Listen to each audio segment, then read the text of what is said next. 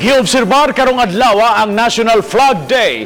Gisaulog sa pribadong sektor o sa mga buhatan sa kagamhanan kining usa ka bilinhong adlaw nga gilatid na sa balaod.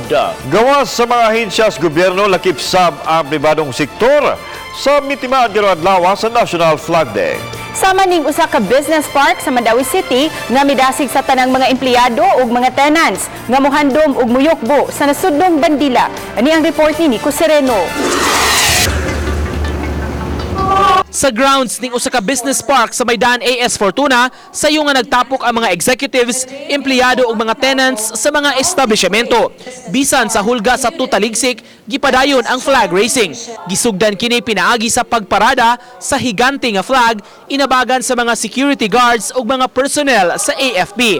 Dungan dayon nga gikanta ang pambansang awit.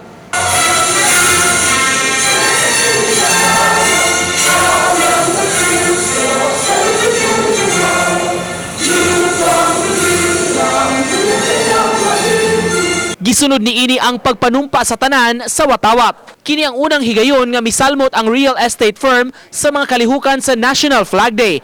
Matud pa, bisan ang private sector dunay mahimo. We are sending a message to all our colleagues, all our tenants and our customers that perhaps change should start with us. Perhaps that's where we can really see a change in our country for the better.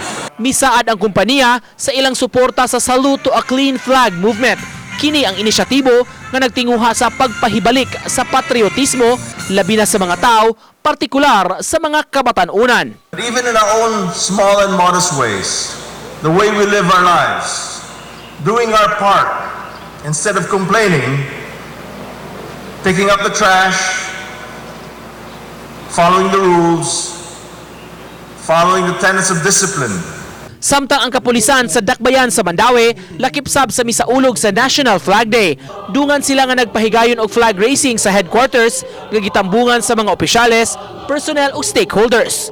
Gidasig sa MCPO Director ang pagpalambo sa paghigugma sa nasud ug sa bandera isip mga Pilipino.